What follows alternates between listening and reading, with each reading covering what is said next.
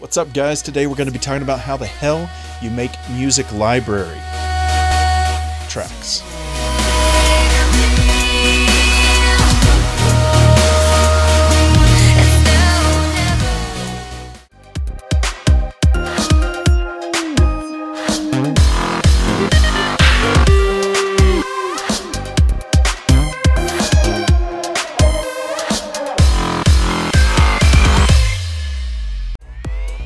So today what I'd like to do is actually create a song for music libraries that sounds somewhat similar to the backing tracks that you'd hear on something like Project Runway. A lot of reality shows, the music are playing just constantly throughout the whole thing. Okay, so different tempos, but the energy is always up. The energy is always big and up. Probably actually the most common sound library music is actually more folksy sounding. But we're going to do this because there is a big demand for this. So we're going to make. I've been making these kinds of songs and just submitting them to libraries. It's a way to generate income that way, and it's great practice for your production skills. So let me show you how to do that. So let's start from scratch. I've got Ableton Live open. I know I'm going to need a kick drum. Okay. So what we're going to do is we're going to create a kick track, and just right off the bat, even before I even know a tempo or key we're going to do it in. And again, I'm not writing a song to sing. This is just writing a production track for background music, okay? So I'm going to insert a MIDI clip, and we're going to throw a kick in. Let's just do it on C3. 4 on the floor would sound like this. And my tempo is about 126. That sounds nice. So let's open that up, and let's choose a different kick. I don't really care for that kick much. I want something that's going to be very a lot of attitude. There's a pretty good one, and I'm going to lengthen the sustain on that. We want to have a snare, so I can just copy this MIDI clip right here. We're going to open that up, and we're going to just grab. I just want to put a snare in, so it's on my 2 and 4. So I'm adding more wetness to it, and I'm shortening the pre-delay so you don't get so much of an echo. There's a nice little reverb. Okay, now that kick is just a little cheesy to me, so I'm going to change that.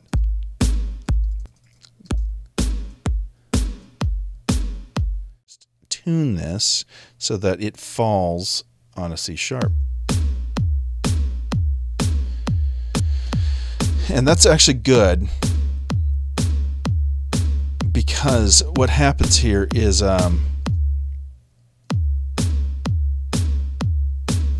usually have the last sustain of the note dip a little bit, so you can see that this is really the note we're going to be laying on, a C sharp 2 to C2. Okay, this is just a regular beat now we have.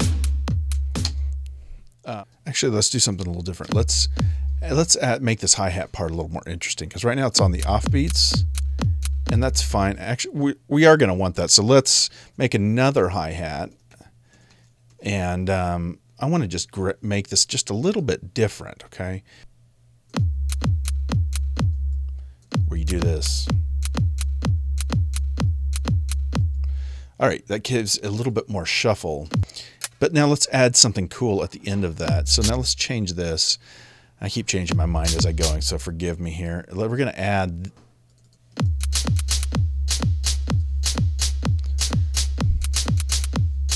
Okay, now we got a lot more syncopated rhythm without it being so boring. So now when we bring a snare in, and lastly, to finish off this groove, I want a big snare at the end, a kind of thing. So after maybe 8 bars or something like that, we'll have a big snare. So I'm going to say big snare. Okay. Okay, I like that one. We're going to grab that. Got a lot of reverb on it. It's got a lot of noise and rattle to it. So F3 is a good place to hit that. Make this whole thing loop.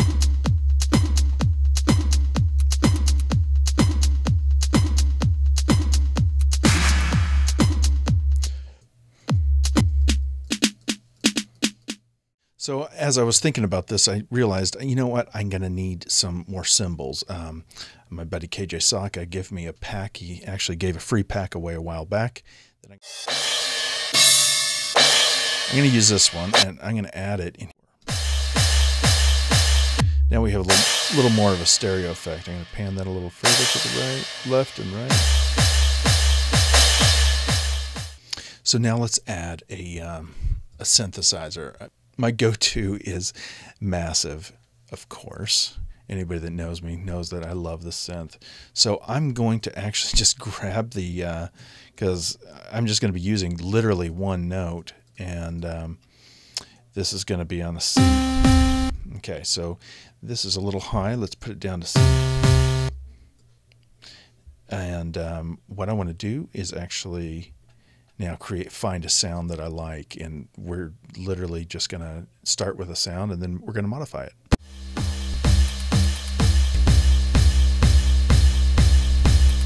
Okay, that's already sounded somewhat interesting. Let's turn this off so we can hear it a little bit better. All right, so I want to actually dip this now. So what I'm going to do is I'm hearing a slide in this. How do I know to do this? I don't. I just am guessing, but I'm hearing a nice little slide. Plus, it makes it sound a little more human. Anytime you can make a synth sound more human or organic sounding, like an instrument or something someone's playing, it always packs a lot more punch. So I'm going to make my grid so that I'm just looking at quarter notes. And there's a lot of different ways to do that, but we're going to now grab this. And the reason we're not hearing any slide is because this synth has not been told to slide. So pitch bend is set to nothing. So I like 5. 5 is typically a really good, much more than 5 doesn't sometimes work. So we're going to just grab these and drag them down. And again, I could have copied and pasted, but okay, so now we've got this.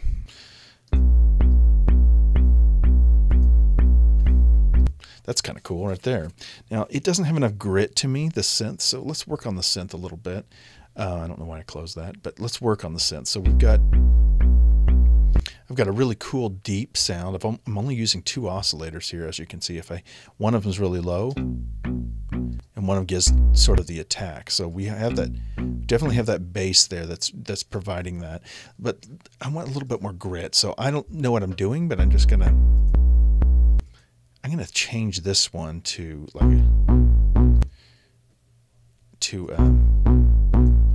a different kind of sound here. And I'm going to reach for modern talking or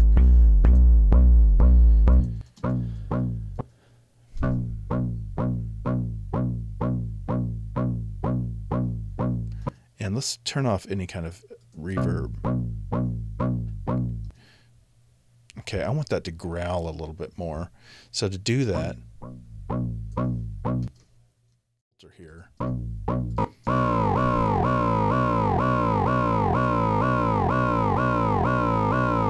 That's pretty cool right there. Now we're going to widen that. So the first thing I'm going to do is I'm going to go to the voicing, and I'm going to add the pan position. I'm going to make sure that's on. I'm going to make sure that I have.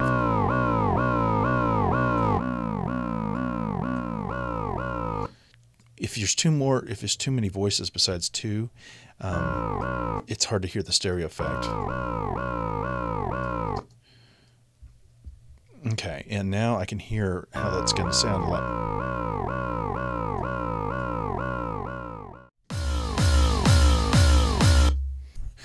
It probably sounds great in the middle of a song, but by itself it sounds horrible. So we got to keep that in mind. So now what do we need now? So now what we're going to do to break up some of the monotony is I want to add a sidechain compression to this to give that pump sound. So first thing I want to reach for is I've got my Waves 1-knob pumper. I'm going to use the stereo version of it.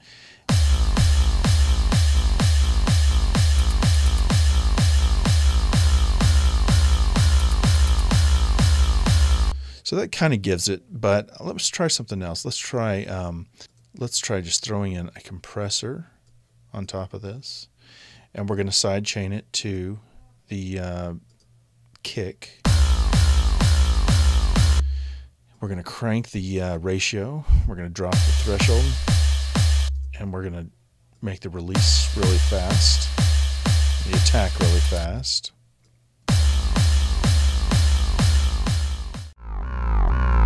Let's turn on both of these. Now it gives a lot of space for the kick.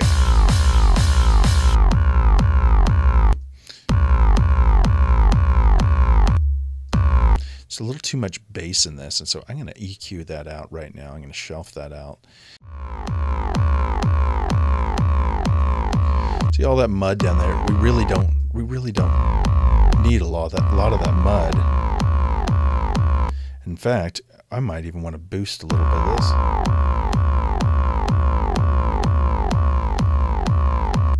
Maybe not, but I might want to boost some of that.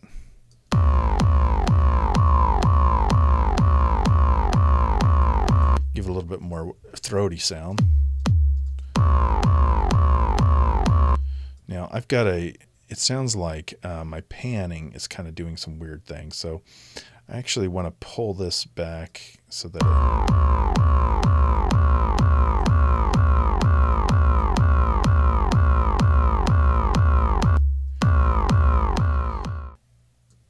grab all of these and actually shorten it. There we go. Now it gives a little bit more space. It doesn't sound quite as muddy, the whole thing.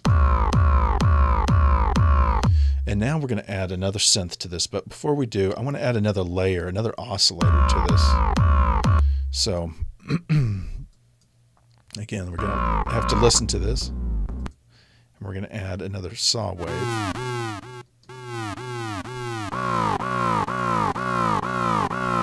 That already sounds really cool. And I can detune it just slightly.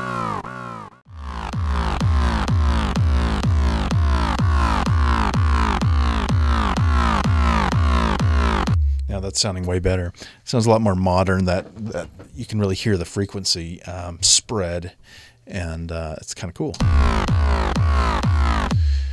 So now we've got a cool synth. We're going to add another synth. We can always go back and tailor that, but now it's in a good position.